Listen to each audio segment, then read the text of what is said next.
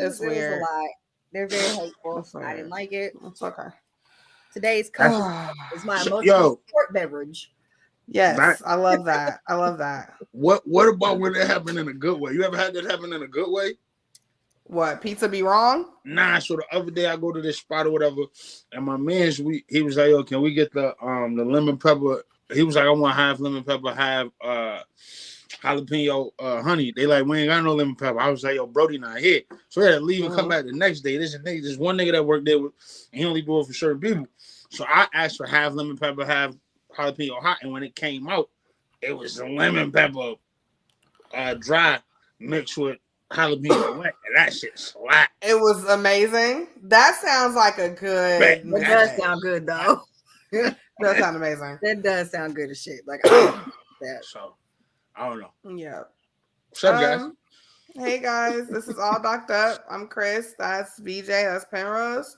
And yeah, and Beyonce we are here. And because listen, it's and Beyonce. You know what I'm saying? And Baby Yoda, guys. Baby Yoda. But he's here. Yeah, he's here. I love your cup, by the way. Did you put like some of that glitter in it? Yep. This was fully glitter all the way around. Like it's just nice. I love that. Guys, go to VJ's Etsy and buy shit. Okay. Oh shit. That's something. So I'll make you a sticker for this podcast to put on your computer and mail it to you. Buy some, I'll stick it in there. Yo, we might need you for like some merch for us. Hey, are we live? Cricket extraordinaire. I can just say we live. Never mind. Okay, we'll say it after then. Just don't forget, because we be forgetting to tell each other shit. Do you know that the battery in a bullet, if you let it go too long, that shit eventually just pops the fuck out?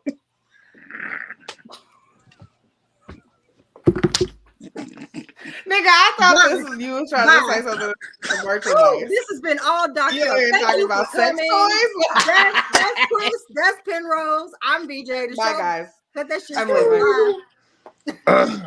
My bad. Did it just like shoot across the room? Okay, anyway. So. Hey, I swear. Oh my God. I'm sitting there chilling. The other day, I'm chilling, relaxing, and all of a sudden I hear pop, bing, bong. I was like, what the fuck is that? And they just. So look, you know, we from the Midwest. Sometimes you hear shit, you look, you don't see shit.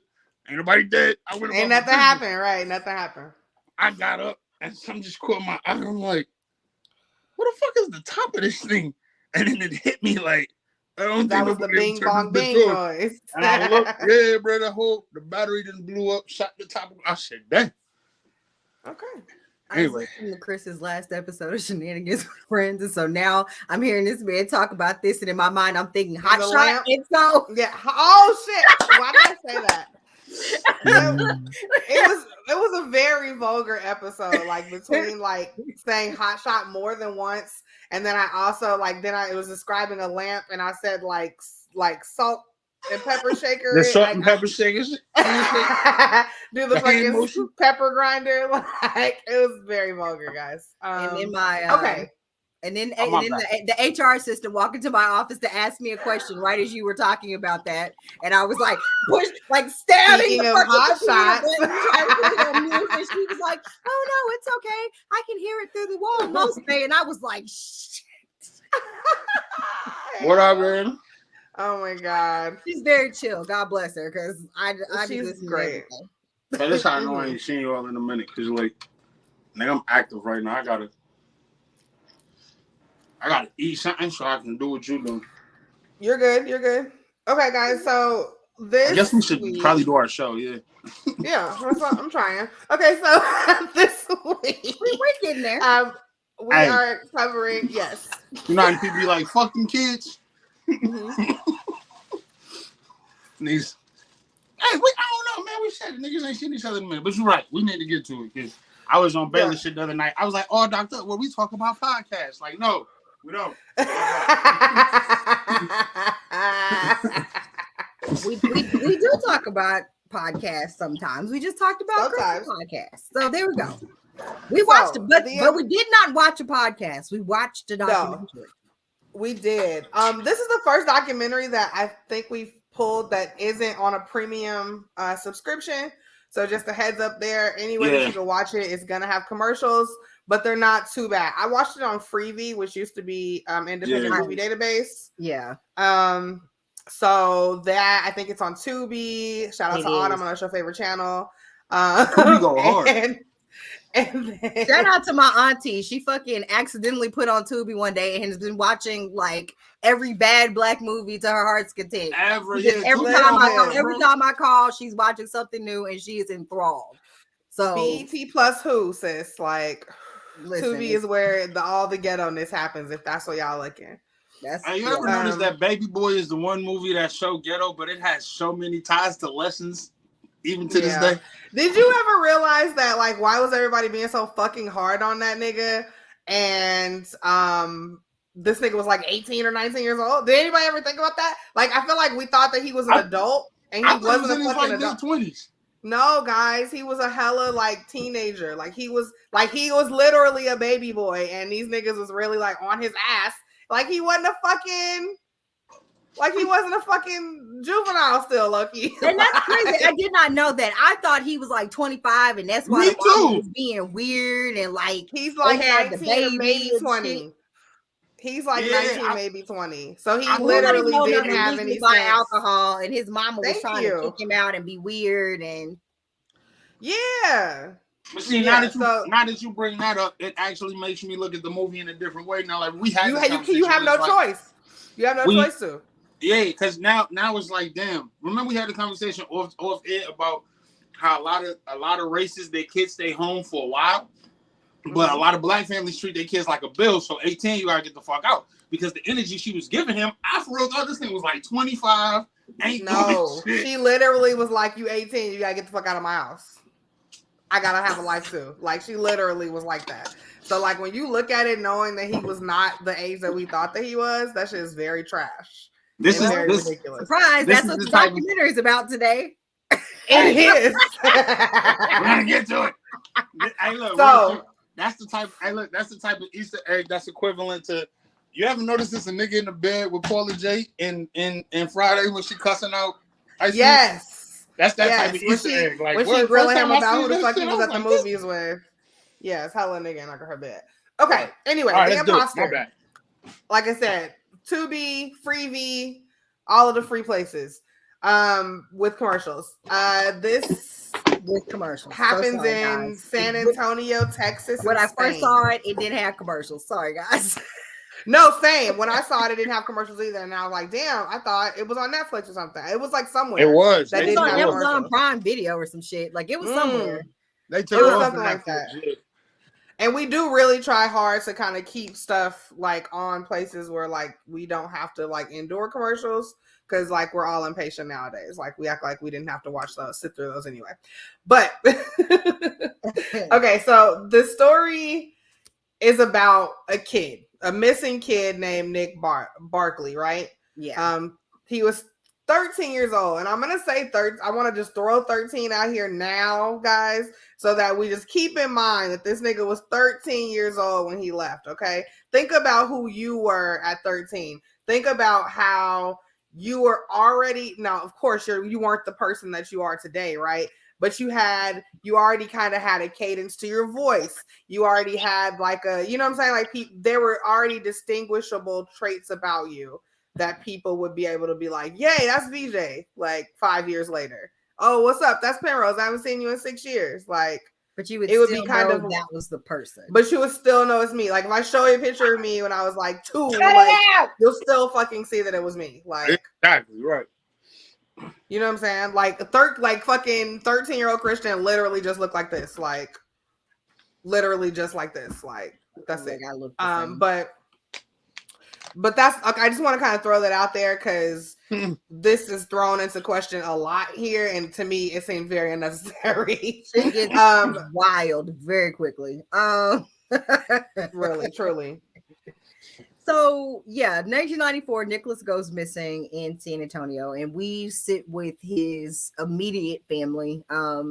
Mom Beverly, his sister Carrie. Her name is spelled like Jim Carrey's last name, which I found to be fascinating spelling for Carrie, but whatever. Really, I know truly, like Carrie, and she spelled her name exactly that way. First Wait, name both Carey, of last them? name Carey. Same spelling? Same spelling how Jim Carrey's last name is, but her first and last name is her name is Carey Carey. See, Weirdest I'm shit. gonna shake it up. I'm going like Keri first name and then Carey last name. Right. Like, I don't care if my parents did spell it that way. Like, at that point, I'm just spelling it how I want to. And people I'm the gonna be guardian like, of yeah, my she destiny. Carey, because she, you know, right. she, yeah. Yeah. I do go by the but yeah, name, it was a very interesting spelling. And then Brian, who I'm assuming is Carrie's husband. Is what I got from it. Right. Yeah. It just says brother-in-law, but we don't see any other siblings really. So because I think we know another one, but Carrie is his only sister. So unless the other one, which we'll get to him, unless we know something, he didn't. Yeah. So 3 years and 4 months later, approximately. Mm-hmm. We are in Leonardo, Spain. You know, the fucking next door neighbor to fucking Texas. You know yeah, super easy to get kids mixed up. Leonardo, Spain in 1997 in October. We get a snippet from a police call. It is very so when you guys watch this, you might want to turn the subtitles on because the snippets they have of phone calls, the audio is horrific. Like you cannot tell what they are saying. Horrible. Truly. Plus, let's also never mind. We'll talk about also why you may not have been able to hear it perfectly clear as well. Yeah. Yeah. So 2 tourists call and say that they had found a child on the streets at night in the rain with no ID. He won't tell them who he is. They offered him food. He won't accept food. He's just sitting there. He seems very in distress. Perhaps the police should come pick him up. So the police do. Go pick him up. Yeah, because I'm just gonna pick you up, but we have no idea who this kid is. And when they pull up, he's acting like a kid, right? He he was described as he's describing his outfit, it was given Subway Surfer, like how he was describing Wait, go ahead. I'm gonna see if I can pull it up. He was just bigger clothes, hat pulled all the way down. That's what it was giving me, that fucking game. But he's dressed like that, and to appear to be a child. He doesn't speak, and he doesn't speak. So it's hard to explain this documentary because we see this entire time and are aware of the person that is supposedly Nick. Right. And this is the part where we're talking to him as himself, whoever that is, and how all he wanted to do was go to a children's home. But he didn't. That's not weird. He said he didn't feel loved or didn't have love in his life, and so he knew that if he got picked up and they couldn't, so he's sitting there and they're asking him his name and where he's from. And the police are asking him in multiple languages because he's in Europe. Everything's close. You get on a train, go to the next country, whatever. I don't think you do that now, but you used to just kind of hop. Probably not. Yeah. Yeah. And so they're asking him in pretty much any language that they think he may answer to, who are you? What's your name? Whatever. He doesn't say a word. So because he knows, and he's saying this, I know that if they can't identify who I belong to or find somebody to release me to, they're going to put me in a children's home. Right. Which apparently was the end goal, even though he was super aged out of being able to do that. But he thought this would be all. He said it was all that he wanted. But did we ever, now maybe I missed this. Did we ever find out outside of maybe being a mental thing? Did we ever find out why? If you really think about it, we just meet this kid, just how you said we met this kid, and it's not a kid, and they would have just arrested his old ass. They don't give a fuck about niggas that's over 18. Basically, he ain't got no job, no money, he homeless, and he was like, how I'm gonna get out the rain? I don't want to sleep in his phone booth, and he knows come up. So I can do this. You know what? I guess because we find out later how he knows all of these things, but right. Yeah, so exactly. He's at the children's home having a motherfucking blast, right? A field day. He braiding bitches' hair. They reading books and coloring and he shit. leading the ghost stories. Yeah, he leading the ghost stories. For whom it may concern, this meeting of the Midnight Society. Threw shit on the fire. For those of you who are old enough, just know writing in cursive for the other niggas that can't write. Know what that is. Can't date. Just telling you now. But yeah, he throwing the fire out there. They writing in cursive. They having a good ass time. They dancing to they doing all the Britney Spears "Oops, I Did It Again" moves. They was yes. They was having a blast.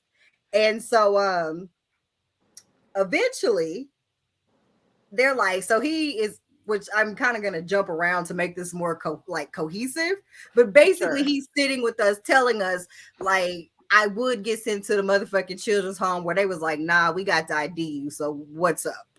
Yeah, like they were like, he was like, any other place, nobody asked too many questions. Here they want to figure out who the fuck I am so I can get off the state's dime. They are not having this I don't know who I am shit. Right. So then I kind of just want to jump back because I want to talk about Nick being missing, right? One thing that I thought that was key, right, is that how his mother clearly openly said, like, this nigga might have jumped in a car with somebody. Like, already, if I can easily say that about my kid, I feel like I've already failed as protecting them as a parent. What did we talk about before? You just jump into a car. What did we talk about before? This nigga is 13 years old. That's Kaylin. You trying to tell me that Kaylin just gonna jump into any fuck? If Kaylin jumps into any fucking body's car tomorrow, I have failed as a parent. So they that say he don't know that he shouldn't fucking just jump in cars. So back with Nicholas, Beverly says the day he went missing, he goes to play basketball. She gives him $5, turns him out to go play basketball, whatever. And her other son, Jason, is living with them. And he calls and asks for a ride. Well, Beverly works nights and is asleep during the day while he is out trying to play basketball or whatever. He calls, asks for a ride home. Jason does not wake Beverly up. He tells his 13-year-old brother that he just needs to walk home. And this is where shit gets stupid. I mean, well, I ain't gonna say that's where shit gets stupid, but he apparently got into a stranger's car. And never to be seen again. If we are to believe Beverly. Right. If we're to believe what Beverly said. But who says that they could believe that that's what happened? No, she didn't say she can believe somebody abducted him. Y'all believe, he just got in somebody's car. Like, that's what you said about she. Like, she was like, yeah, I could see this nigga just hopping in the car. Like, right. It's like why? If somebody called and be like, yo, your kid did X, Y, and Z, you know those times because I hate when somebody be like, not my child, and that's all they say. But everybody know that one time where it's like, nah, not my kid. And then it's that other time where you like, that sounds right. I mean, you don't have to be the parent of the year to at least have some grasp on kind of your child's personality to know, like, if some shit sounds super off base, or if you like not under normal circumstances, but I can see.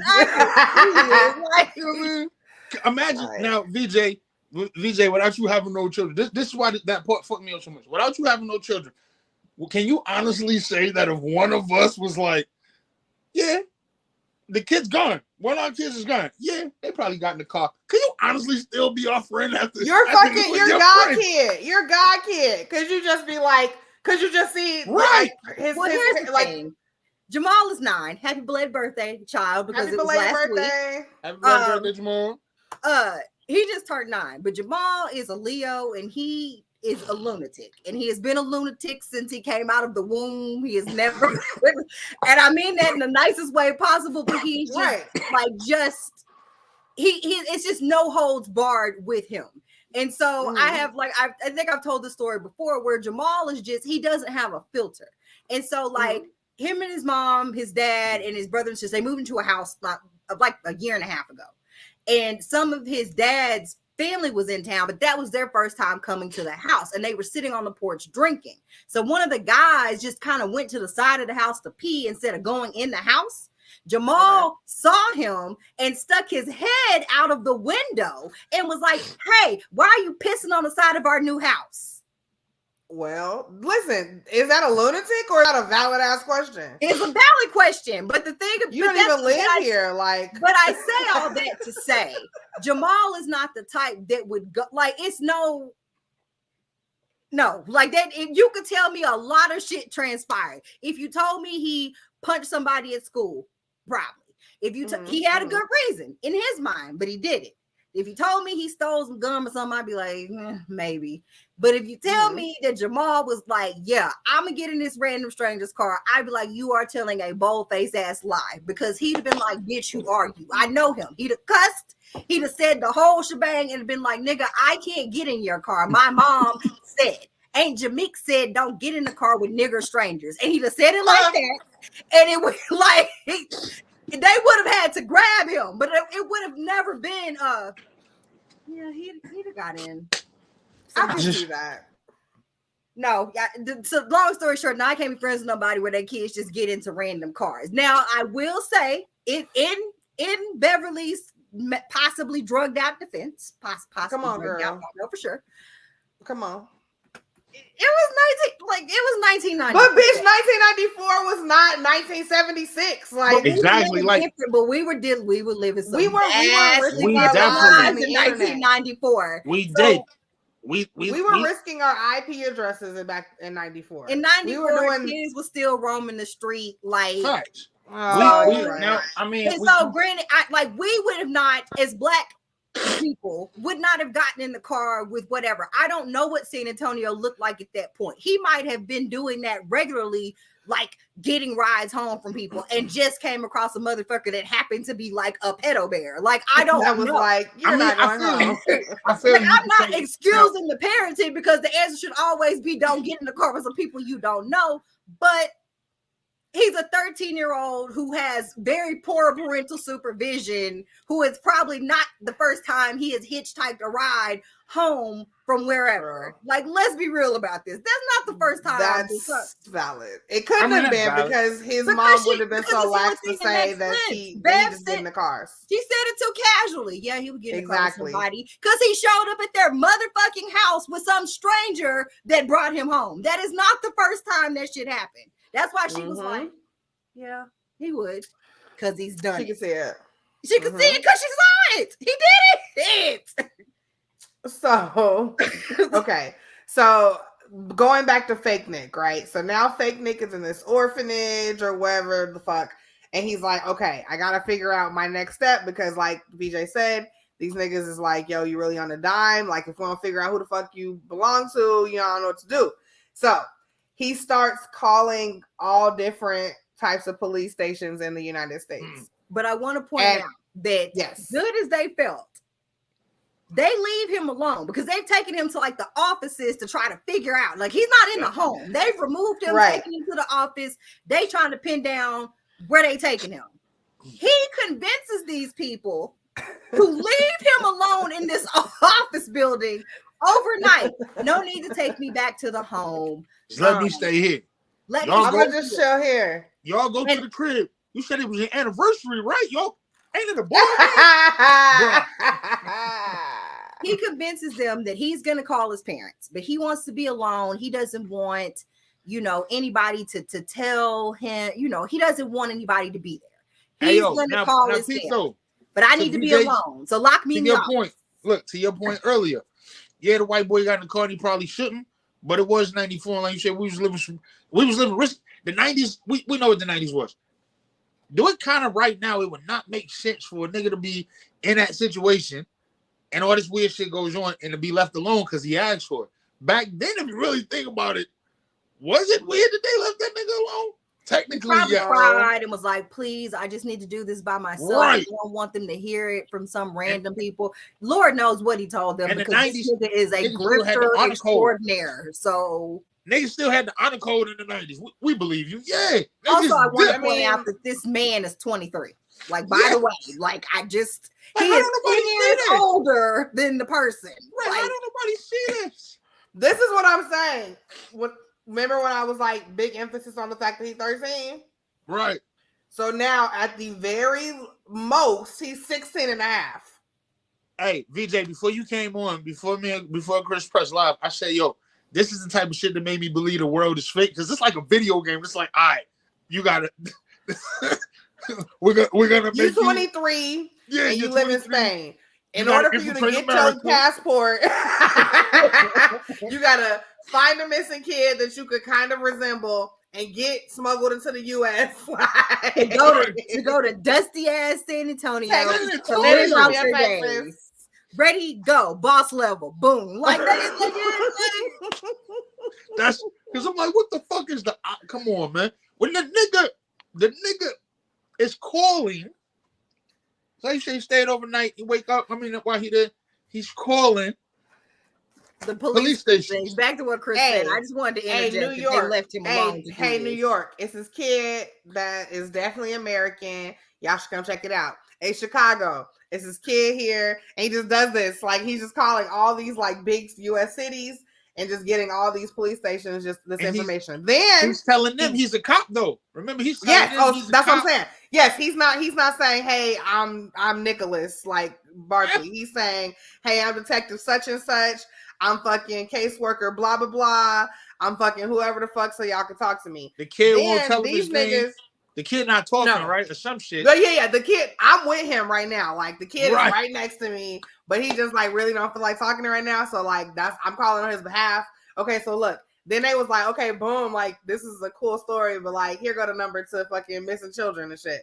So then he calls them, and they're like, oh shit, that's crazy, detective such and such. Let me send you a picture of this nigga. So they fucking fax over this like bullshit, like milk carton, like terrible picture of this nigga. So he gets the picture. He's like, boom, of course I look like this.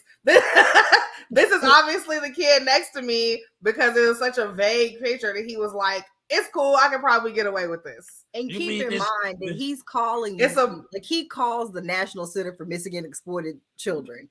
And he just kind of gives them the most generic. He's like, I mean, of a 14-ish old child, 15, 16-year-old child. He's like, I mean, like he's got like baggy pants on, like these are like he's like not giving like specific descriptions. He's just like what he does is tells them he went missing from America about 3. He picks basically a time, like 3 years ago. Time gap to try to fit in. Oh yeah. Like he just kind of decides on 3 years and says, "Oh, you were missing 3 years ago." So then the lady is able to kind of put a time frame to this with these generic ass baggy pants he had on a t-shirt and a ball cap as description. He had hair on his head. Yes. And so she's like, "Oh shit, could it be Nicholas Barclay?" And he's like, I don't know. What does Nicholas look like? Can you send me a picture? What? Can I talk to this little nigga? I think about it. Now, mind you, has anybody worked in a call center before? Yes. Think about what I did it for credit cards and telephones. What'd you do it for?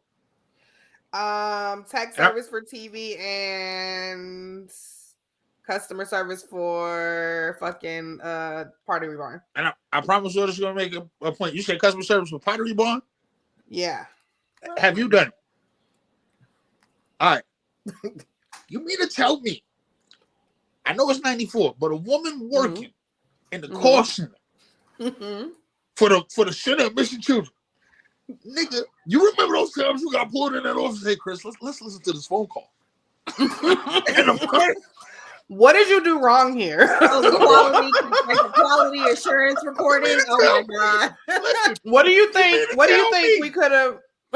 You talking about this nigga right here who can talk to anybody? I got put on the suspension roll because 5 calls in a row you didn't feel I did what I was supposed to do. I gotta stick to that script. But a bitch that's working in the missing children center, that bitch, you ain't got no protocol.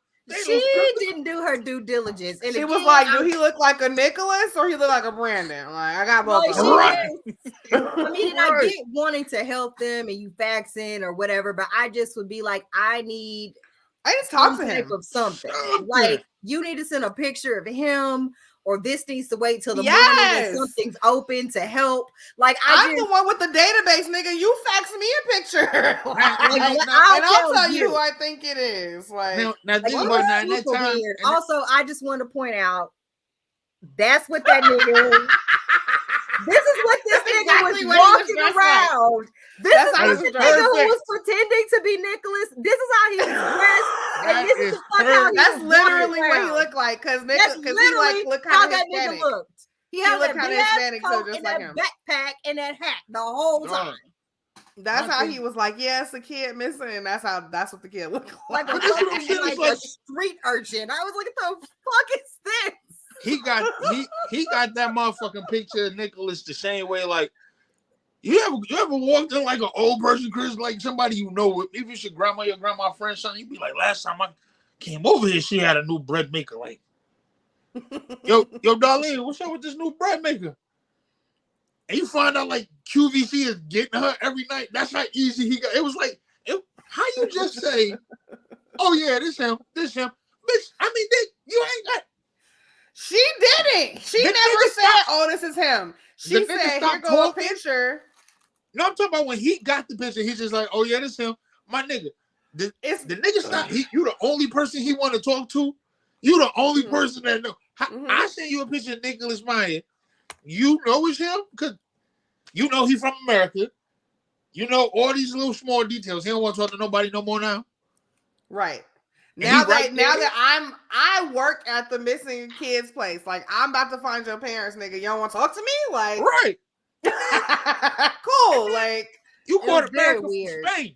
You caught America from Spain in the middle of this motherfucking night. This bitch, I don't get nobody else. What time is it? Yeah, it was very weird. Like I just was like, I don't understand. Like it was just a series. Like it was just very much a series of like unfortunate events. Like people were just not doing any type of due diligence here. It was wild, but it's also one of those things where, as much as we hate to be like, people in other countries fucking hate us, right? Like they fucking hate us when it comes to tourism. They think we're all a bunch of arrogant assholes.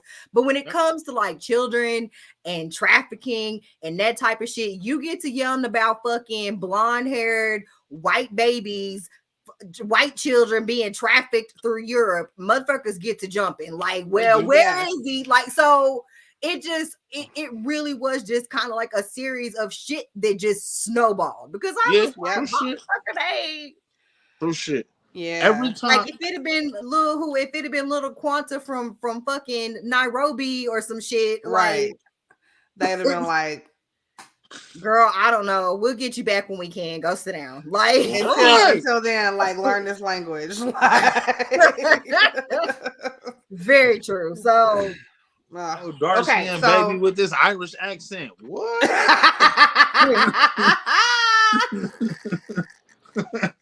Oh my god!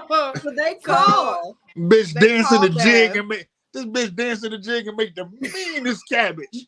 Oh, Irish duck. This Nairobi Irish jig and the Tyler French braid, my nigga. The Tyler French braid. The beans and mash is on point, so I ain't mad, but damn.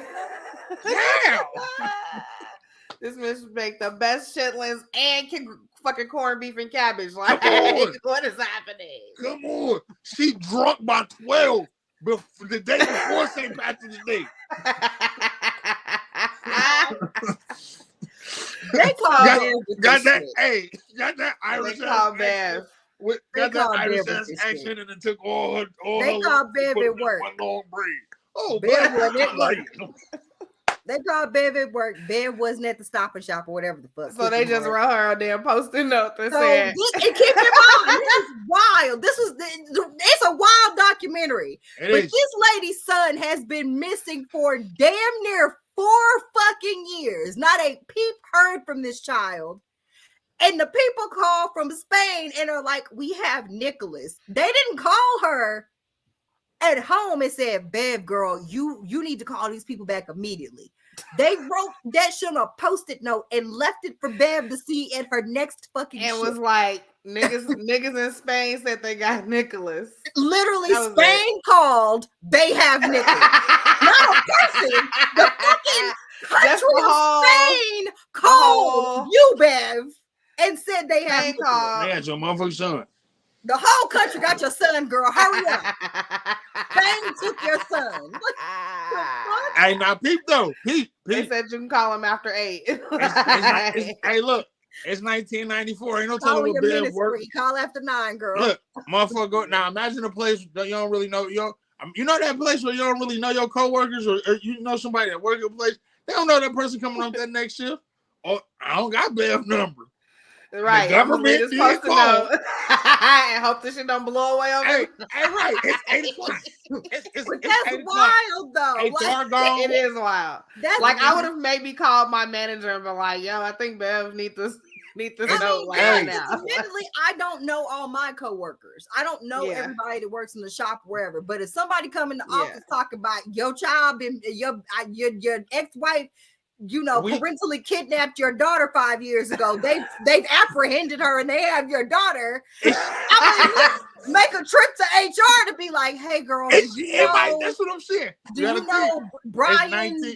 It's 1994. I don't know which one he is, but can you help me find him? Because he's got his daughter. What if Bev? Hey, what if Bev wasn't good to everybody? What if Slim? Listen, come on. Somebody just fucking Kobe for 3 years. That shit away. Man, hey, look, fuck Bev. She was supposed to work shit so I could go to a concert this weekend. Nope. Fuck that bitch and fuck Nicholas. Whoever the fuck that is. If the nigga been missing for 3 years, these extra 12 hours ain't about to hurt nobody. I see. He'll still be in Spain. Spain will still have him. Okay. If they ain't killed this nigga in 3 years, baby, trust me, these 12 hours. Hey, don't worry, girl. If they kill him, that's on me. If they kill him, that's on me. Oh my bad. You can have my next 3 shifts. All right. You can have my next 3 shifts, Bev. I mean. Oh God. So of course when Bev finally get the message 12 hours later, she's like, they called. We laugh at your pain. they fucking called the shelter. This nigga Nick on the phone, like he just been able to answer the phone freely and shit.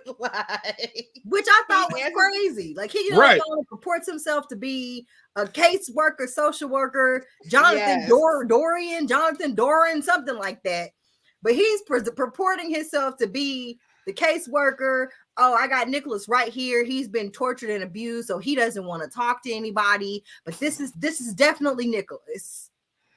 She went from a police officer to a caseworker in like 6 hours.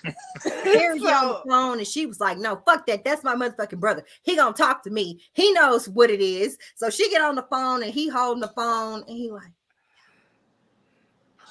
He sound like me, Jay, and Autumn on fucking Quiet Time. Like exactly. He just whispering, and then she steady talking. "You hear me, bud? I love you so much. We're gonna bring you home. We missed you so much. We're so glad you're okay." All right. So wait, the part that was hilarious here is when they're talking to fake Nick, and he's like describing this situation. He goes, "I washed her brain." Nigga, I died so hard. Like, he did say that with a straight face in that fucking "I watched her performance moisture wicking ass zip up top." He sat there and said, "I watched." Girl, it really was an active shirt. Like, where you going? Where are you going? To commit more fraud. The fraud gotta go. Oh my God! But so you know how basically for the grifter on the go. You ever seen when the nigga be on like a fucking middle school or like travel league baseball squad, and it be all Dominican kids, and then that one nigga show up and be like, "That nigga ain't 17." Like, you know what I mean? And we've all heard of the lies how like sometimes they do that to the Dominican kids so they can make it to the league, nigga a little bit older, fucking whatever. It's the cool. My whole point of saying all of that is, if we will wholeheartedly check, and sometimes those kids do be 17, it's just big as fuck. But the niggas that have got caught, we got enough time to make sure that we ain't let niggas just get off with a couple million because they a year older than they supposed to be. We ain't checking a nigga that is that's the part that gets me. This nigga is clearly grown. It's nothing about this man that says teenager. Well, that's why he had all the scarves and shit on. Like, yeah, this is where it gets real motherfucking interesting because now R. Kelly put on a mask. He was still 45. Carrie getting on the next thing smoking to come get him. Now, Bev done told Carrie, get on the plane, girl, he and Linares. And she said, so by Paris, by Cut and Shoot, Texas, or like how close, like where is that in Texas? How close to Tyler? How close? Do you know that was my favorite part? That was my favorite part because if you don't, because she's like, how the fuck is this nigga in Spain? But no, think about it. If you don't know too much shit, the South, especially Texas, it wouldn't be weird that isn't there a Paris, Texas? Some weird ass shit. Texas, a Tyler, Texas. Right. I live but when I used to live, when we would go on our way to Houston, we'd pass through a little place called Cut and Shoot. See what I'm saying? Right. So it's in her head. Cut and Shoot, Texas. Yeah. Yes, ma'am. In her head, she could have heard like there you would drive through places and the population is 100, 5, 20. Yeah. Like they just are 5, bitch. There's a place called, I think it's called Cooney or something like that. Like the city hall and the police department, they have one police vehicle. It's not paved. It's literally like a 10 portable, like you know, you can buy those sheds to put in your backyard. It's like 2 of those put together with a roof, and it's like nothing's paved. It's just trees, and it's like on the side of the road. But it's a town. So it wasn't crazy. Like it wouldn't have registered to her. Like it wouldn't. Like I'm telling you, in nobody's mind. Like that's one household, Sam. Like that's 5 niggas in one house. In Alabama, where my grandma used to live, we went down there. Nigga, there's the post office and the electric company are all in the same building. You ask directions by the second stoplight, not the first one. It's 2 of them motherfuckers. I grew up in a speed trap with 3 stoplights, and the city hall and the jail were in one combined building, and they had a drive-through with a drop box where you paid your water bill. Yeah. Absolutely. That type. No, I see these because they like the water. Like the water company is here, but it's not enough room for you to come inside. Like we doing other shit here. It's a lady in the window, like a bank teller, and you don't go in. You just talk to her through the window. They operate weird. It be some small ass weird ass like. So yeah, it wouldn't be crazy for her to hear Paris and be like, yeah, bitch, how far we got? I gotta go, Linares, like, yeah, okay, with Linares, okay, sure, where are we going? Like, yeah, right. You just assume it's on the opposite side of the state. Oh no, bro, you're gonna need a passport. Like, yeah, and this is your 13-year-old American brother. Now, somebody told you that nigga was in Mexico. If somebody said Mexico, you might have been like, all right, whatever. You would have heard of Mexican City. You could have understood it. But you're also not going to think Paris because he went missing. We wasn't on no vacation. This nigga went missing in town. How is down the street? Like, how the fuck? How niggas in this town end up in Spain? Like, and the part about it that I think would be most like the part that I would be concerned about is because you're like, well, really, how did he get to Spain?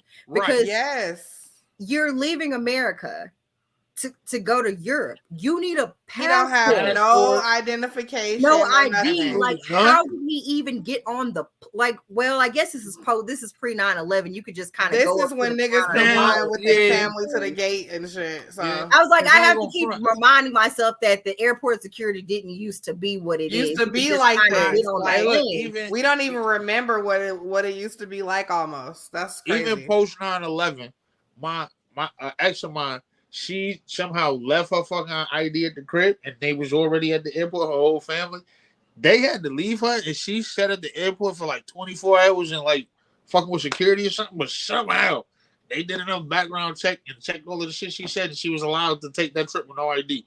So I say that to say I can understand how, like y'all said, like back then it wasn't shit for you to walk a nigga all the way to the gate. Nobody was really checking shit. You know what I mean? So kid maybe, at that time. Like, it's possible, but it's just highly improbable.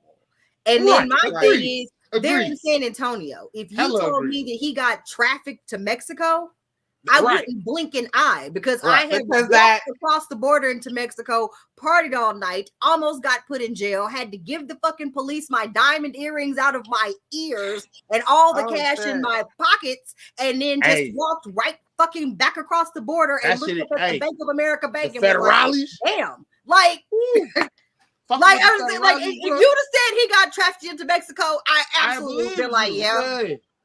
I'd have just shrugged. I'd have been like, seems fair. Yeah, because the federales will hold you for anything. We was running one night, and the nigga got caught in one of them bushes, and I like, you my mans, but fuck that nigga. I'm not in the military.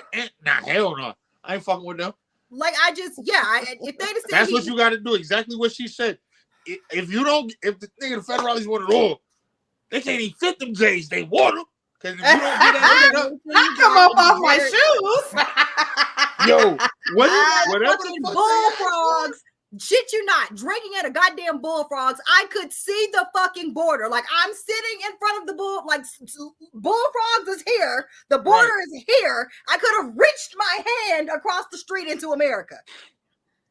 My cousin got into an argument with the bouncers, and they started talking about cocaine, and I said,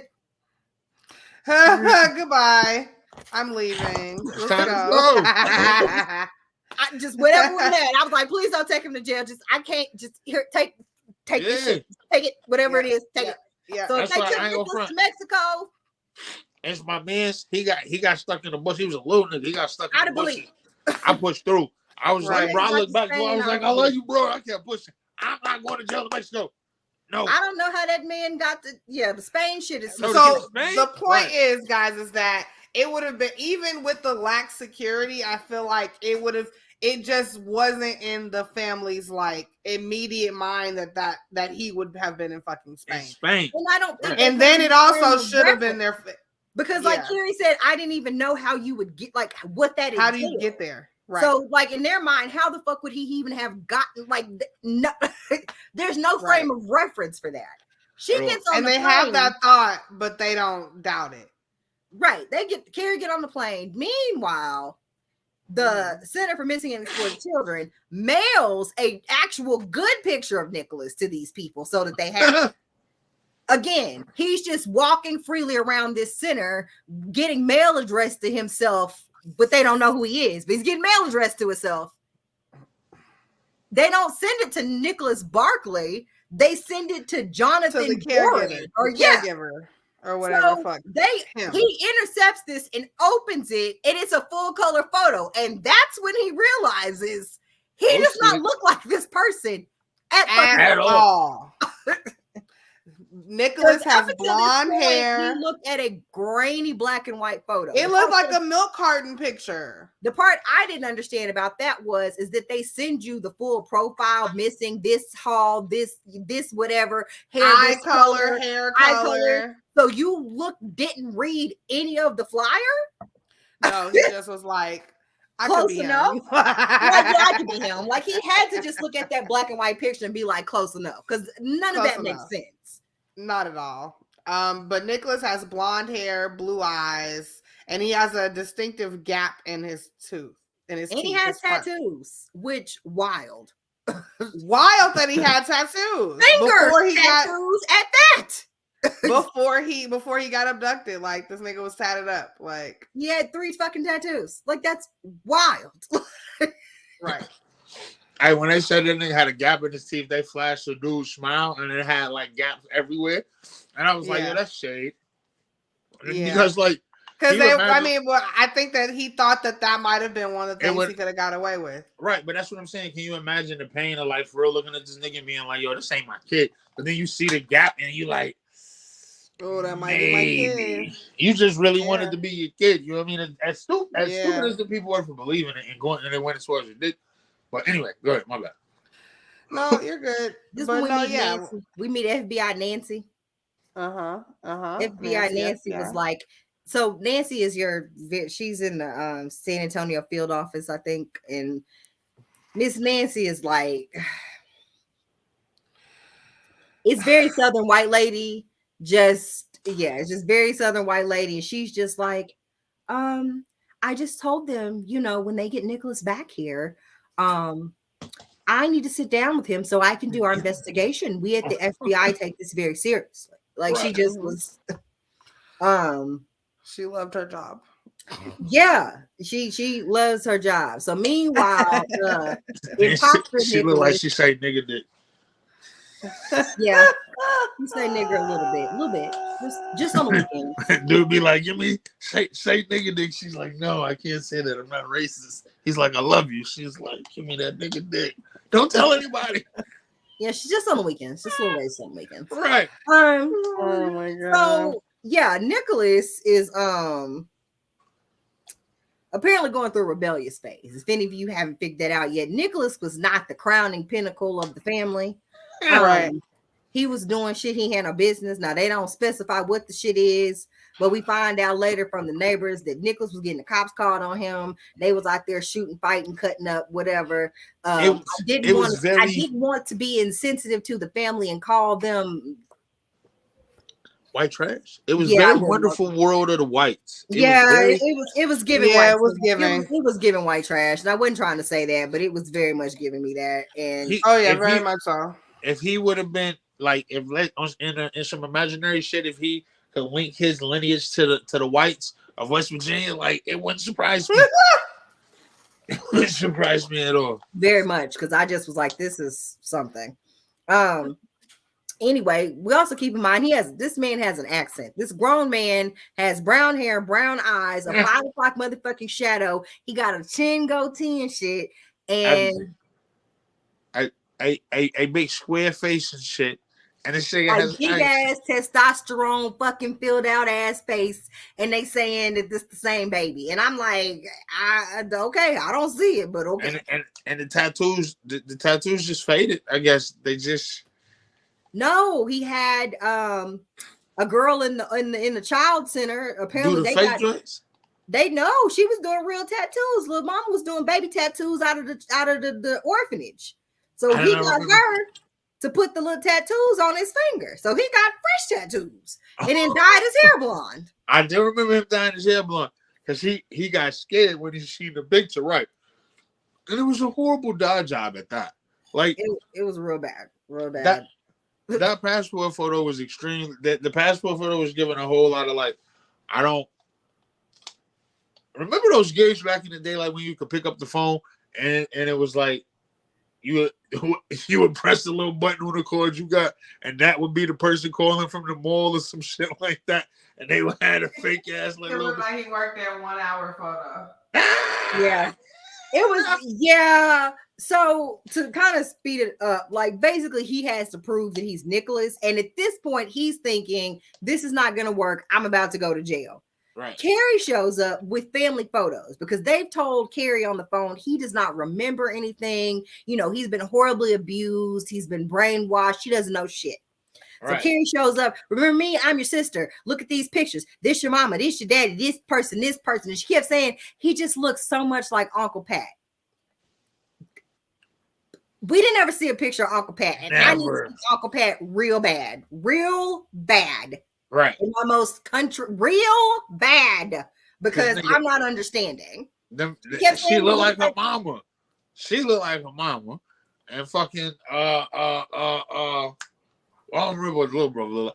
It's enough family resemblance floating around this motherfucker to where Uncle Pat just gotta look like they gotta be. He can't look like nobody they know. He can't. Right. Right. Anyway, so Carrie's grilling him on these pictures. So when they go before the Spanish judge and the people to try to get a passport, they, as part of the test, are like, they pull out 5 pictures and they were like, tell us who's in these pictures, what these pictures are. Well, because Carrie had grilled him so hard trying to make him remember, he was able to successfully identify 4 out of the 5 photos. He messed up on the last one, but by then they were just like, shit, that's pretty motherfucking good. Okay, great. He takes that passport. When they finally showed that picture of him with that bad, like he got, y'all can't, if y'all are watching this on the live stream on the YouTube, he had as much hair as Penrose has on his face right now in that fucking passport photo. I don't know how the fuck they.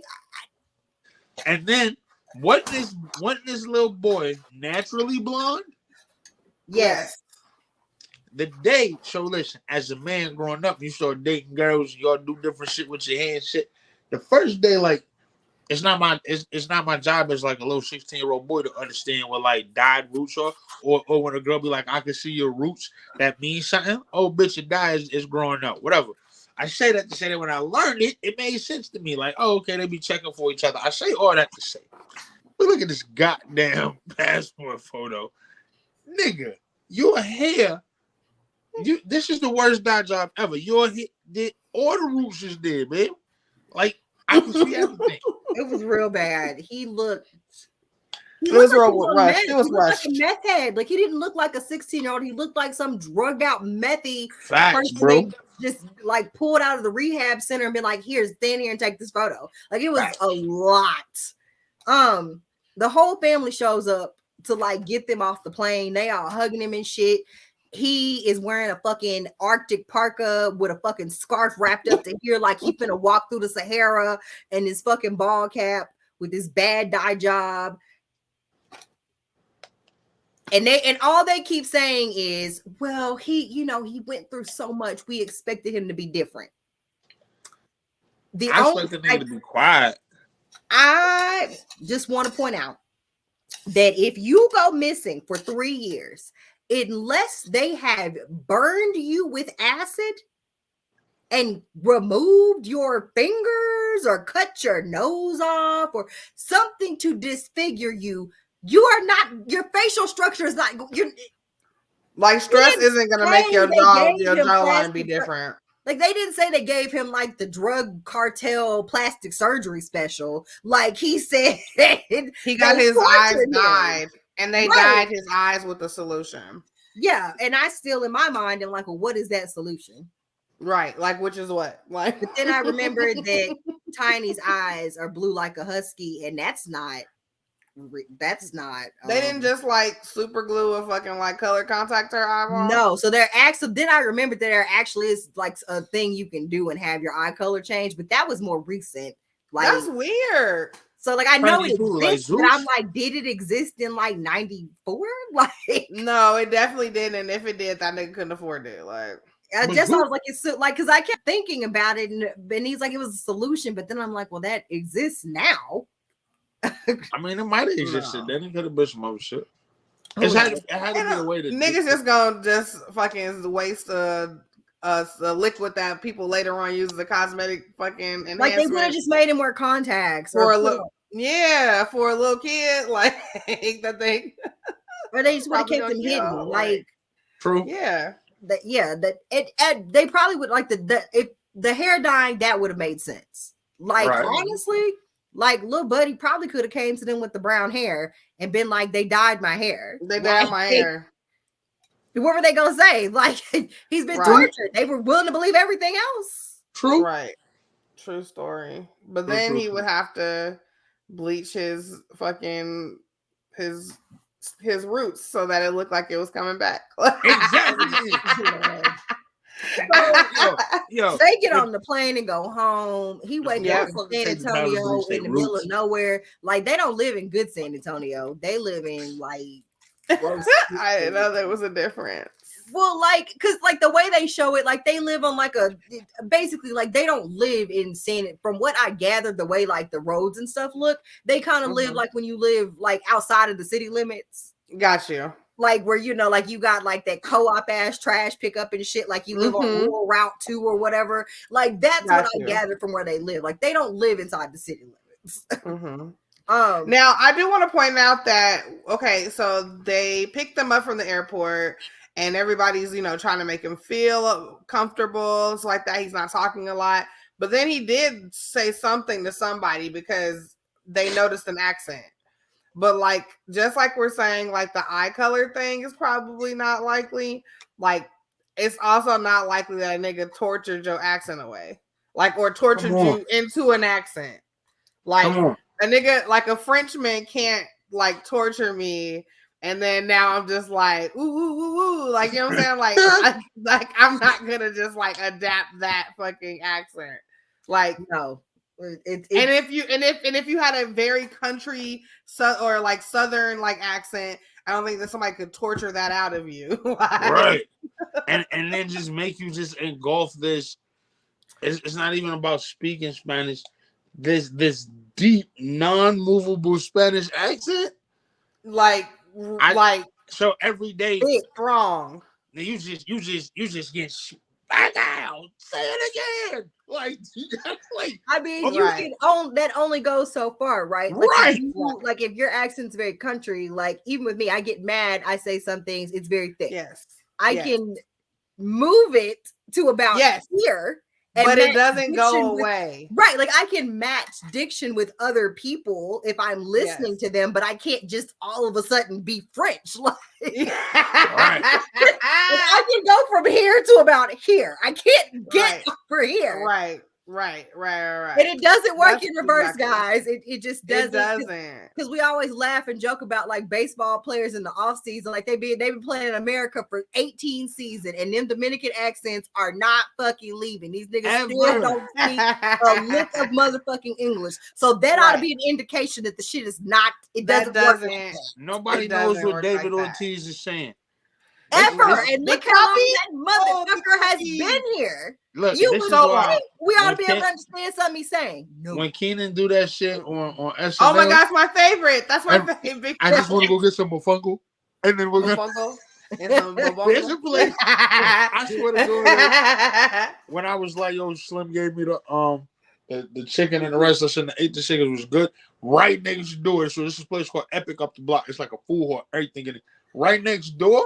I swear to God, all the Dominican niggas I know it's a spot called Mofongos. I was like, yo, I gotta go in there. Yeah, to get some Mofongo. That nigga be like, they be like, so Big Poppy, what you doing in the off season?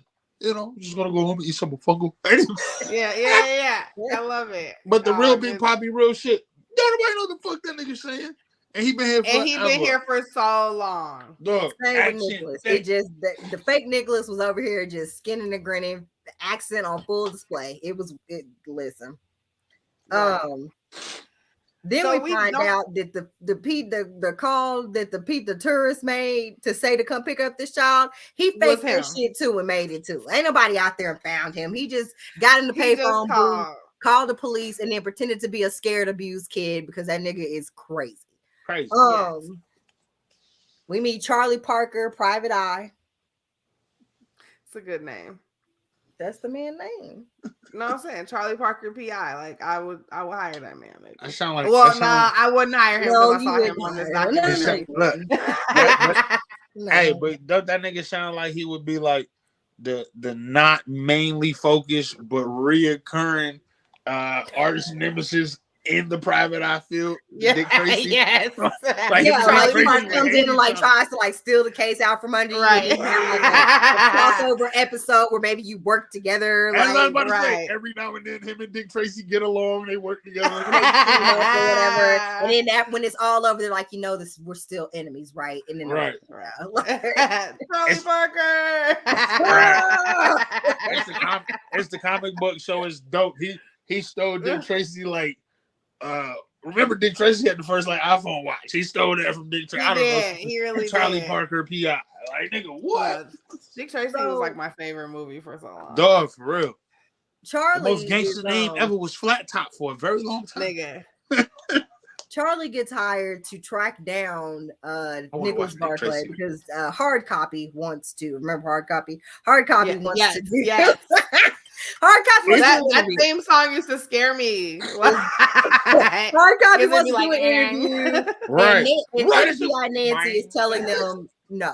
FBI Nancy's like, hey, whatever you do, this is an open investigation. We want to find these people and punish them. So don't do any interviews because we don't want to tip them off that one, that you're alive and at home, and two, that we are looking for them. So you need to keep a low profile. Nicholas says, fucks that, gets on Hard Copy dressed like fucking Crocodile Dundee. Another reason why he not American. Like he don't even have no sense of our style. Like he just like a regular kid, he would just be wearing jeans and a t-shirt. They took this man to go shopping because he ain't have clothes. He looked like Brian Fellow.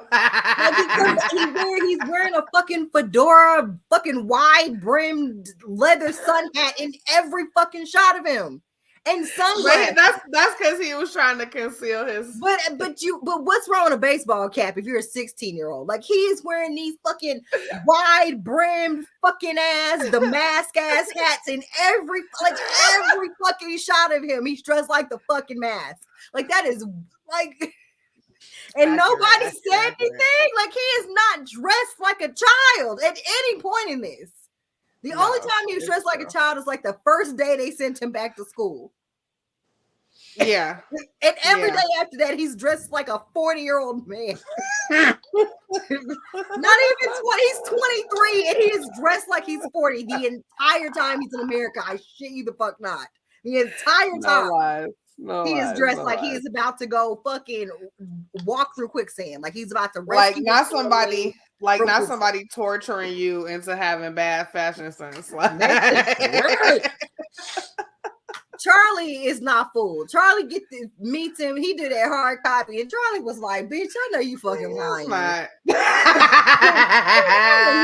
lying. I don't know who the fuck you are, but you're not Nicholas Barclay." And then he was like, I thought he was a spy. I can't wait for to hear that he blew up the Air Force Base. Right. I was like, wow, look how niggas act. That shit would have made sense. I was like, which there is an Air Force base. That makes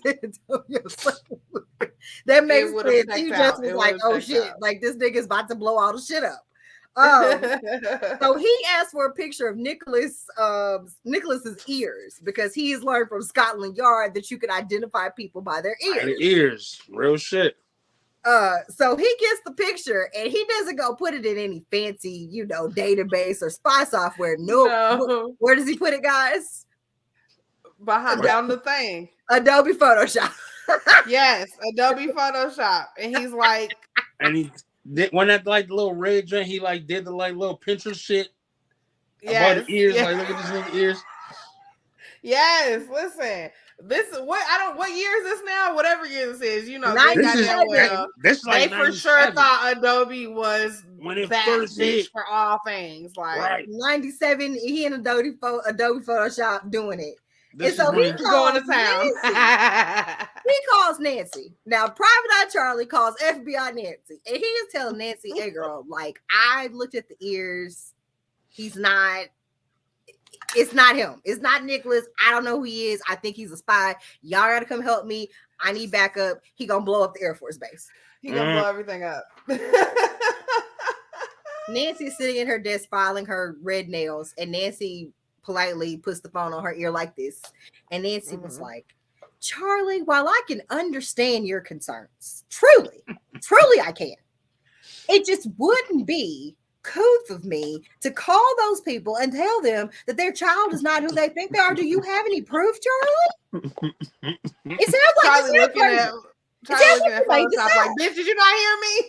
Right. He's ain't talking. It's like, "I simply cannot do that without any proof, Charlie. I work for the FBI, and over here we have to have proof. I can't do that." And she hung up. But here's what I want to throw in. So, do you think that Fake Nick's like super like details about what was happening to him, do you think that that's kind of what put her like more on the it's got to be him side?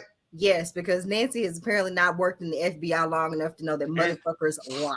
Lying, like not you being touched by a nigga story, like touched by I think that's what it is. You don't want angel because you don't want to tell a nigga. Think about if it go the other way. Think about like she for real be like, "Nah, this ain't that nigga," and then it is him, and this whole story he told was true. You look like the ass, and again, it's just a test of the times because I think now somebody would challenge that shit. They wouldn't give two shits if they might lose their job over if they wrong. The fact that, hey nigga, you're not who you say you are. Back then, like, yeah, him saying, "Come on, you getting raped, y'all niggas getting flown to places that you don't know where the fuck you at. This is happening, that's happening. They changing your identity." Rah, rah, rah, rah. Like, yeah, that's probably what it was. Yeah, this nigga said all this horrendous shit. I don't want to be the one that say he wrong and then he was lying. Like, you don't want and this kid, and It's just little ass people like VJ just described us where they from in San Antonio, outskirts type shit. You're not really from the city. So for this to be getting this much why would this be getting this much attention? Remember when we did the doc and it was like they took the triplets and split them up and they was doing that experiment? It's almost for me like why is this shit getting that much attention? Did we watch it? Well, I don't think we covered it though, right? No, I thought we did. We didn't. Oh, you high. Oh. Mm-hmm. I didn't say the name. Point being is, it's like, I don't know, man. I don't know. This shit just got too much attention. This shit, my bad. I went on a little spiral. Do you think? No, I mean, because no, it does. I mean, it does. Like, I get why she was the way she was because, again, like you said, it's if somebody described horrible rape and torture and being beaten and having to do military drills and being scared for their life, if you provide so much detail to where an FBI agent is like shaken up leaving, like, my God, that was horrible, I need to go drink after to like calm myself. Of course, like she said, either he is a fucking psychopath or sociopath and made up this horrendous story about being tortured and kidnapped. You know, or what actually happened. Like it's horrible if this happened to you, but equally horrible is who would be capable of making up this making this up. Yeah. And I think that's the what alternative here. Like, I've either been told the most horrible story ever, or like this really happened. So I'm gonna go with the person sitting here telling the truth rather than believe that somebody would make this up. Make up this horrendous fucking story. Right. But here we are. He did. Ooh. So yeah.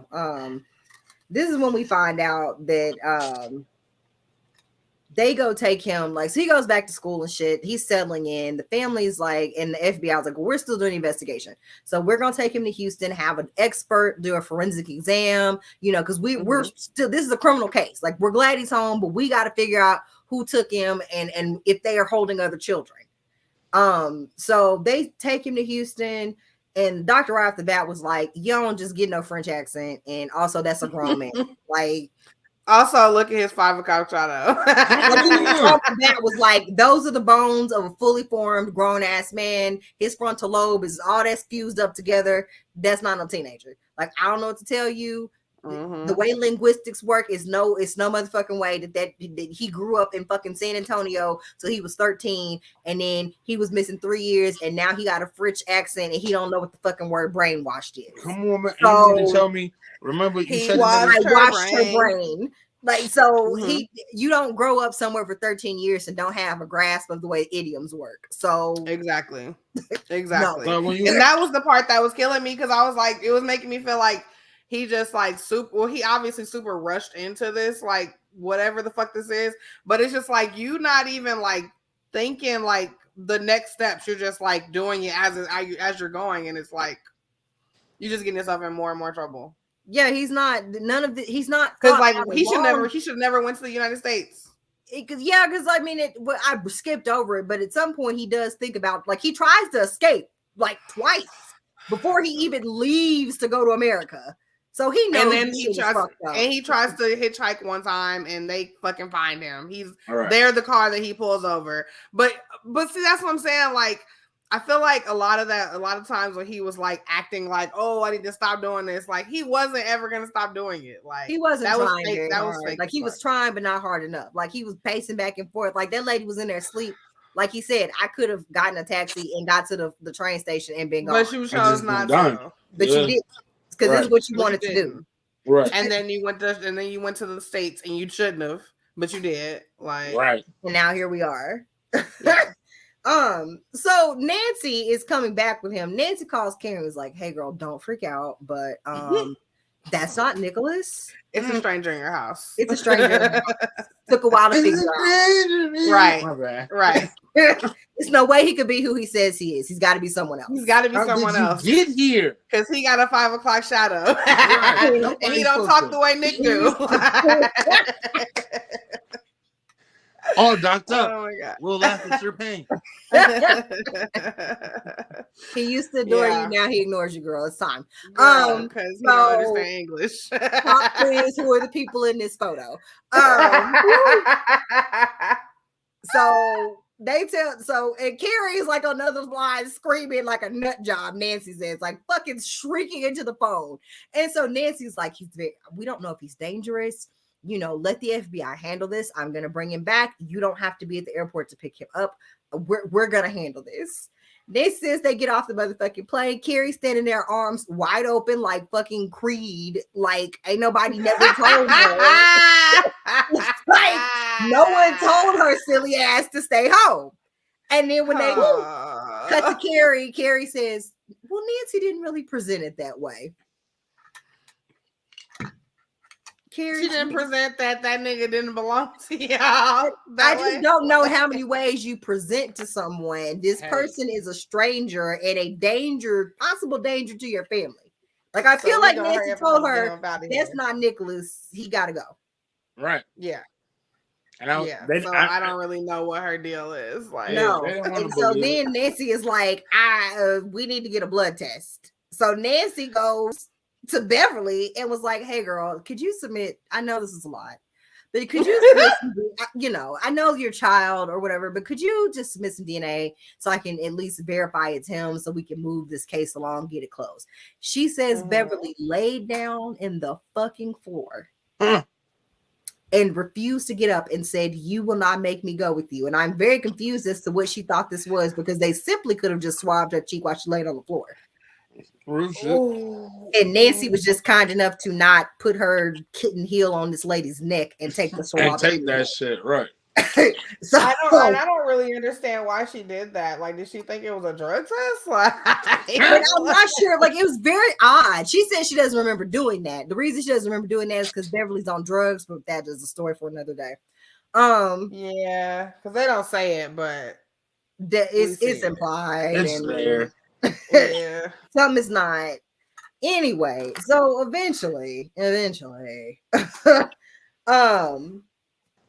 we find out because Charlie Parker's on the case. Charlie's like, nope, this nigga's a spy. You can't tell me this is not a spy. I need to know. So we find out, like I said, Nicholas was in the shit. Nicholas, I think I'd read somewhere else. And I don't know if they said so in the doc, but like they were thinking about sending him to like a boys' home or like a military school because he was just out of control. Like it was already in a bad spot with them. He had run away before. He'd stay gone for a few days, come back, whatever. Charlie uncovers that at some point Jason moves in with them. Jason is a druggie with no job, and shit just goes haywire once Jason moves in. So Jason, I think, gets Bev on drugs, and it all just kind of gets bad. At some point, Jason calls the police and says that he sees Nicholas trying to break back into the house, which doesn't make any sense because Nicholas is a 13-year-old boy who they're letting run around the city. Right.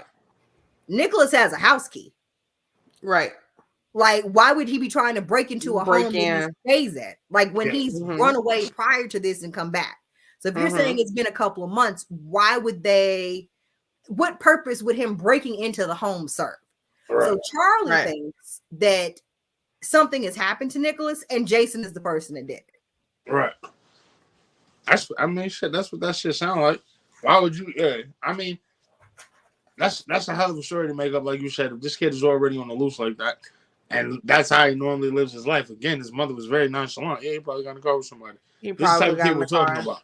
Yeah, so like, why would you make up that type of... Well, I mean, you know why somebody would make up. That's the first thing you probably thought of. But in essence of what you're saying, like, yeah, you're a druggie. You're not doing shit. Dog, I mean, and I've read Bush Jones' story where he talked about how people used to like sell their kids for crack. So what they could have been in that life, took that little boy in. You know what I mean? Because it's just weird. Like, why are you even a part of this story? It's very weird. So in 1999, so he's been back like 2 years at this point, almost. Fake Nick. Yeah, fake Nick. Nancy gets the warrant and shit, so they waiting on that shit to come back. October 1999, they identify him. They find out that he's Frédéric Bourdin, Frédéric, however you want to say it, Frédéric. Yeah. Right. And he's wanted by Interpol because this is not the first time he's defrauded some people. In fact, he has 1,000 names, including Chris, Penrose, and VJ. So many names. They listed names for 2.5 minutes in the documentary. You probably really fast forward through that part because he has a lot of names. He has impersonated every missing child across It's Europe. true. It's fucking true. Well, they were selling their kids for crack, Tim. They did. Like, they was doing it, girl. It happened. You get a dope man the playing card. Certain playing cards meant how many days you was selling your kid for. Crack was a hell of a drug, man. Oh, it really was. Wow. Yeah. I remember somebody like funny joke about it. Somebody said that to me. They was like, "Yo, you ever know those niggas where you from? Like people who grew up like you. Y'all talk about like dope selling and murder as if it's." Hey, did you see Urkel last night? I said, yo, and you don't never realize that shit is kind of weird till you move away from where you from, and you're just like, damn. Well, I mean, folks used to do hard drugs like it was just like the Midwest. I don't know. Like it's Tuesday. Like I don't. It's hard to explain it unless you were there, right? Like. I guess we grew up in crack dens, but we grew up in a time where it was on the news all the time. That was all people talked about, the war on drugs and how everybody was like, it was everywhere. It was pervasive. So of course you get desensitized to it because you get desensitized to it. Like, it's true. My mom has had conversations with me. Would never. No, never. But I don't have nothing for you. Like I'm not giving you my child for 3 days for an ounce. Like, bro, shit. Listen, fuck out of here, bro. No bullshit. No bullshit. I seen a thread this morning. Right. And just on Wednesday, you just go pick your kid up and shit. And the thread said was like, "Come on, get in the car, I'll take you to McDonald's." Like, no, look, that's how that shit used to be. But look, to your point. As a weed head would never. And somebody was like, yo, coke and crack is the same shit. And they still listen to all the dumb shit that people do. And just in my mind, I was just like, nah, nigga, I don't give a fuck who you know. Nobody's selling their kid for nothing else other than fucking crack cocaine. Heroin. Some heroin, baby. Right. Heroin, baby. But coke, like just coke. Mm-hmm. No, nah, that would be that serious. Okay. Because so basically they're just saying that they think that Jason and Bev know where Nicholas is buried and that he's dead. And fake Nick is the one who's also really pushing this story. So remember, we already know that he's lied to us this entire time. But he gets everything that he said, right? He gets put in jail, and now all of a sudden he was living with a family of murderers. Yes, and now all of a sudden that Bev has confessed to him that she killed or helped kill and hide her son's body or whatever. And so all of a sudden now we're like opening an investigation based on the shit that he said when he's a fucking liar, like. And I guess the worst. I'm not even wasting my time on that. Right. Like, it's wild. But I will say the true crime, whatever in me, thinks that they bring up interesting points, right? Because they're saying that the type of fraud that he perpetrated, like, even after I told you, hey, this person is not your child. Like, seriously, he's a fugitive or something. He could be dangerous. Mm-hmm. I don't know if he's going to murder you all tonight. Just don't come to the airport. Right. Mm-hmm. And you're still coming to the airport, taking this person home. This person is still going to school. You still going to sleep at night with this person in the house. Y'all still acting like he's who he says he is. You refusing to cooperate with authorities. It seems like you have a vested interest in him being Nicholas, even though they're telling you he's not. Right. And I can understand you being upset and in pain because your child is missing, so you want to believe it really bad, but it's like also this isn't my kid. Like, but also if they're telling you can't bring not, no freckled redhead kid to me and be like, oh, this Kayla now. Like, right. But then also if my thing is if you didn't do anything and you truly believe this is your child, why wouldn't you want to just get this FBI shit over with? They're not gonna stop coming. So why wouldn't you just say, yeah, here, DNA, whatever you need, let's just get this settled so we can move forward. Exactly. Like, why wouldn't you just cooperate? So they feel like they have a vested interest in keeping hidden. Like they might have even like sent for him. Like they might have even sent for him. They said like, which Carrie is like, no, like we, you know, and she was like, I feel stupid. At least she admits she was like, no, I feel really stupid. Like I that feel I didn't know that was my brother. Do you think that? Do you? So your true I can't talk. Your true crime side. Do you feel like if that's all a possibility, do you think that Carrie really didn't know? I don't think that Carrie knew. I think that they are naive people and they're being told by you know, the State Department and the FBI and whoever else that this is your brother. And then they're being told that all these horrible things happen to him. And again, like Nancy said, either these horrible things happen to you or you were a sociopath and you made that up. And until I heard this story, why the fuck would you think that a grown man from Spain would try to could pass himself off as a 15-year-old from San Antonio, Texas, to go live in fucking abject poverty and white trash ville? The mama knew. It's true. Like it's wild. You think the mom had something to do with it, or she knew that it wasn't him from the jump? All babies look like ugly. If you got a cute ass baby the day they born, you're very rare. Most babies ugly as shit. Unless somebody bring you the baby that ain't yours, a mother know immediately. Nah, this ain't my kid. They all look alike. They all ugly, but you can feel that ain't your kid. So you mean to tell me, even though he been gone for a minute, you raised this kid till he was 13 years old. The mother like knew. I don't care what nobody says. But see, you're even saying like newborn babies. Like it's very possible. Maybe my baby is the same skin tone as the other ugly baby next to it. Maybe, but you're talking about your son, the face he got right the fuck now, and he disappeared for 3 years, and this nigga come back. You're not gonna know if that's him or not. And with a totally different face, my nigga. Come on, with the face that you looking at right now, like then he come back and he ain't got that face no more. Yeah, that's the part that just had me like, girl, are you sure? But again, like, I don't know. Like, I mean, and like I said, I don't have kids. Y'all have children. So I guess I should ask you, I mean, do you really sincerely, if your child was gone for 3.5 years and the State Department and all these people are telling you if this is your child, but they were just had horrible shit happen to them, you wouldn't at least maybe sit down and be like, okay, let me look at you good. At least stare at the kid a little bit. Like, nah, that's not mine. I mean, yeah. See, like I'm gonna want to talk to you on the phone, and then if you don't want to talk on the phone, then I'm just gonna come down there, and I need like a two-way. I would like a fucking two-way mirror or some shit, and I need to just come and stare at you. Like I need to see how you act. I need to I need to peep your like how you are, like, and then I'll know. Like, but honestly, I'm gonna look.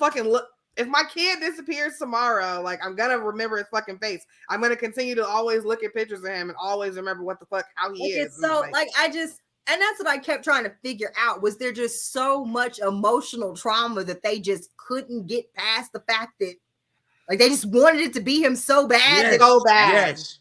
Listen, I was like, because it's either too much. It's either a lot of emotional trauma or murder.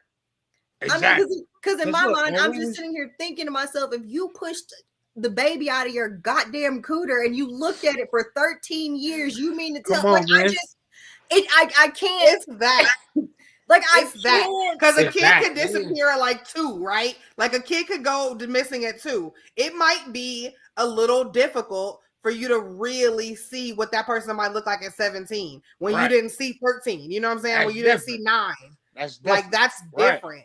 Now, But we're talking about a nigga that is in 8th grade. A nigga that's in 8th grade disappeared. Come on. And you don't know what he you're looks like. looking for when they go missing as a baby. Like those kids that get thrown out of the hospital as infants. Of course, their families can't find them because they don't know what they're looking for. Exactly. Right. Exactly. You could look like anybody. You were an alien at 2 days. You could be a model now. Like you, right. You could look like any motherfucking body. Fatty was gone with his mother for like then 2 years, right? I still seen the nigga every now and then, but when he left here, this nigga had the bony neck and the pointy chin. His face is falling out. He still look like my fucking son. But when it was time to go pick him up and you saw him over there, you wasn't like right. Like, are you him? What about you, sir? What's the mustache? Sorry about that. Sorry. Well, right up on the nigga, we did our normal handshake. He got in the fucking car. We came to fuck home. Right. That's what I'm saying. Like, Nick was too old to have not. Come on. Jason the mom was asleep. And so it is very possible that Jason told him to walk home. They're saying that he went and played basketball right around the corner. Right. So if he walked home and she was still asleep, it is very possible that he did get home. Yeah. And it is very possible that Jason murdered him, but we will never know because Jason is also dead. That is very possible because if he was playing basketball so far, like so close to home, he might not have even needed a ride. Like he asked for a ride, but he didn't. But he might not have needed it. That's he wanted one. And or so, exactly. Or he never called home at all, and for some reason this nigga put this in his story. For I don't know. That's what I'm saying. That's true. Do I think Carrie and Beverly knew, had a hand in murdering him? No, I don't think either. I don't, if he's been murdered, whether Jason murdered him or he was kidnapped and murdered, I don't believe he's alive. Now, I will say that with almost 98% certainty, I do not think he's alive. Right. I don't. Would it be wild though if he was? I mean, if he just showed up. But I mean, I don't. If he was like in the top 1% of like OnlyFans right now, right? Like he just disappeared and became a new person, and it's just. Or he's like an actor like that was on Gilmore Girls or something like random. Like out here being like low key, he's Ryan Reynolds or some shit. right. Like it's just Nick. Yeah, like what? But yeah, I think that he's not alive, but I don't think they knew anything about it. Now, if they said Jason murdered him in a fit of rage or something like that, maybe. And guys, the reason why I feel like we go so like this is a possibility for us is because Jason isn't really here to defend himself because after being asked about the situation, he left his drug rehab place and then died from an overdose. Was it just the same kind of drugs that he would have been doing anyway?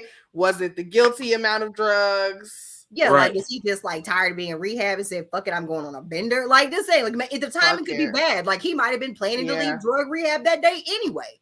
I don't know. Right? Like I don't know, so I can't say that he killed his brother. I don't know. Right. But the mama did fail the polygraph. I'm just saying. Well, she in her defense, she took fucking 3,000 polygraphs. They did make her take a bunch of them. Facts. She took like 2 and then she passed those and then she failed the last one and she bombed it. And Nancy was like, "Oh, you're a killer." And she was like, they asked me questions about stealing shit. And I lied, but I do be stealing shit. And that's why I failed. Listen, I don't know. Yes. They did so many things. The long story short is Frederick got 6 years in prison for passport fraud and some other shit. And then they deported his ass back to France in 2003, where he immediately pretended to be another 14-year-old boy. He started pretending to know where missing kids were and shit. Oh, yeah. Like, who was it? Connie Chung? Is that who was interviewing him? Yes. So Connie Chung. He got fucking, ain't that Maury's wife? I was about to say, if you don't know who Connie Chung is, young, like Miss Connie Chung. This is why Maury. Mrs. Povich herself. This Yes. boy was able to sit the fuck down.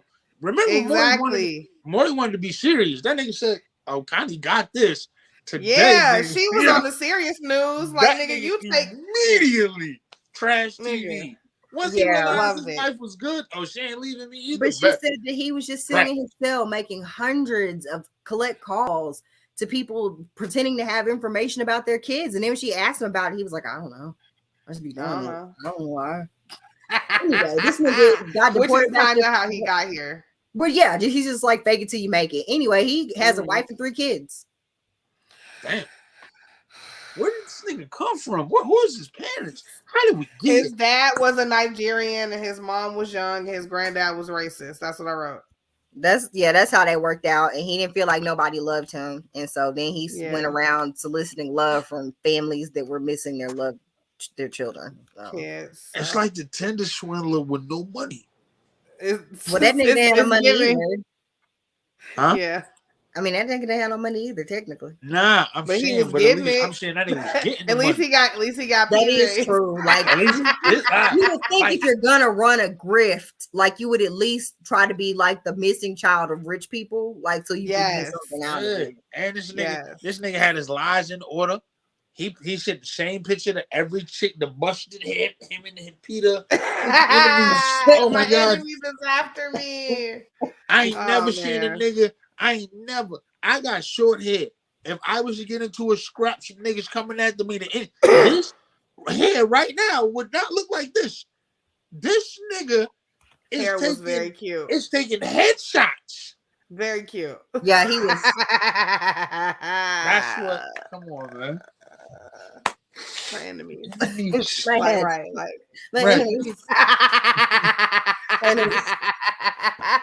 Right. So anyway, guys, you guys can watch The Imposter. The Imposter for free on Freevee or Tubi. And you just got to get through some commercials, but it's an interesting story. It's an interesting story. I just will say, when you see him, you have to suspend disbelief after you see that passport photo, because after that it went downhill very fast. Bitch, I paused it. I was like, "What is happening?" It's just like, I think he looks like a Scooby-Doo costume, so bad for these people, because obviously their child, above all else, their child is missing and probably dead. But right. I feel bad for that part. It is. I feel bad for that part, but my God, that is just an outrageous story. Yeah. And the fact that they were so willing to believe that this clearly old, not middle age, but like late 20-something fucking. Yeah. He had a 5 o'clock shadow, guys. I don't know. He was definitely shaving. It was a lot. Yeah. All right. Well, next time you guys get kidnapped, work on your accents, and we'll see you guys next time. I'm Chris. That's VJ. That's Penrose. We're all docked up. Bye, guys. Later. Bye.